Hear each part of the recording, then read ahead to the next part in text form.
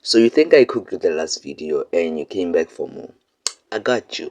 But this one is a bit difficult, I will warn you, because there's a lot of muscles in the arm. A lot more than the back muscles. Now I wrote a script for this originally and it was lengthy. So what I'm going to do right now is I'm still going to refer to the script in structure the same way, but I'm going to summarize a bit of the points for the sake of your understanding. Unlike what we did with the back muscles where we divided them into 3 big muscle groups, here we're going to do something a bit different, but you're still gonna use number 3, which is 3 different views for the arms, because every view is a bit of its own challenge. So we will be going front, side, then back.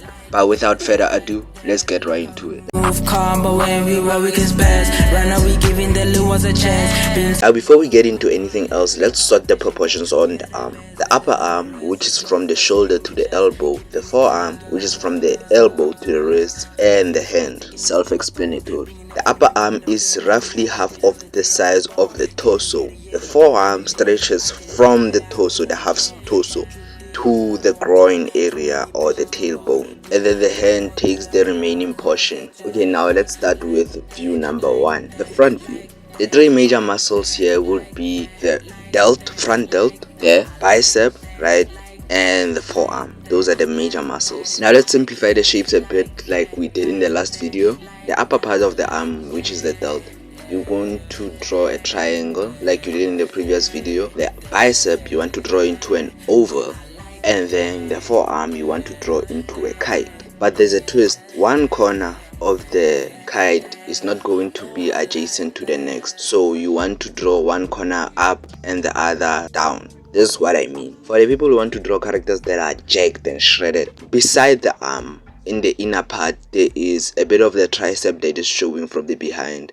On the other side, there is the brachialis, and then just below the brachialis, there is the brachioradialis. Call it the BR for the sake of simplification. Now, why I mentioned the brachioradialis or the BR last is because the brachioradialis stretches into the forearm. It doesn't end in the upper arm. It just begins from the first part of the arm and stretches to the second, which is the forearm. The forearm is a bit of a mess because it has little muscle groups. So we're going to simplify them and make them bigger muscle groups. So besides the BR, there is the smaller muscle, right? And beside that smaller muscle, there are even smaller muscles, which we're gonna combine into the other half of the diamond we drew earlier.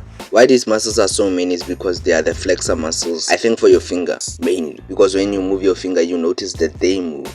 Next up we have the side view, which is the side where you will see the lateral delt or the side delt. From the top we're going to start there, and what you draw there is a triangle again.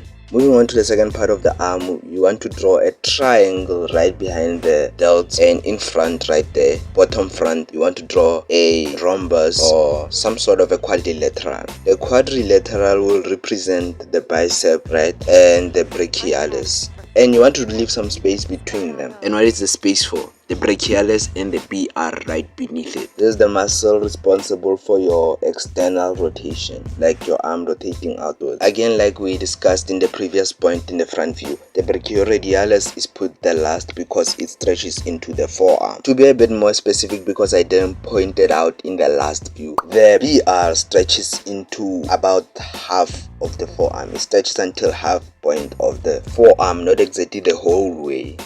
What about these muscles? Again, we're gonna simplify them. So we have the muscle that goes right under the BR called the radialis longus. The extensors, which is the enemies of ours, the ones we combined into one group. We're gonna do the same here. Combine them into one group. Then we have the FCU, the biggest muscle that will show up in the forearm. Be wary that it will kind of show up. It doesn't really show up fully on the side view. It will kind of show up bits of it right there at the back.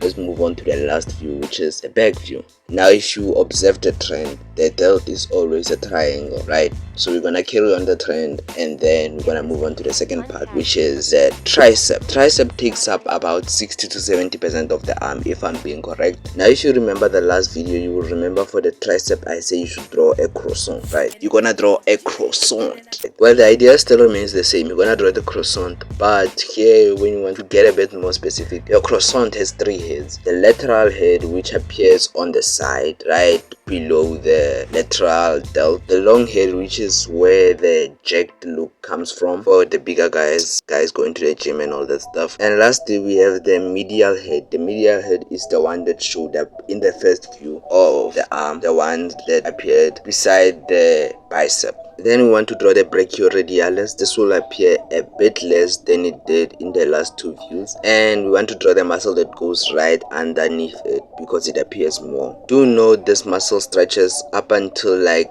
the first third of the arm, so nothing too long, nothing too crazy. And then we have the flexus mass, which we turn into one muscle group as we discussed in the last two views. Then we have the FCU, which appears right beside the flexus mass and on the other side of the elbow. And right below there, down there, we have the FCR. Right, FCR is less wide, but it goes wider down at the bottom.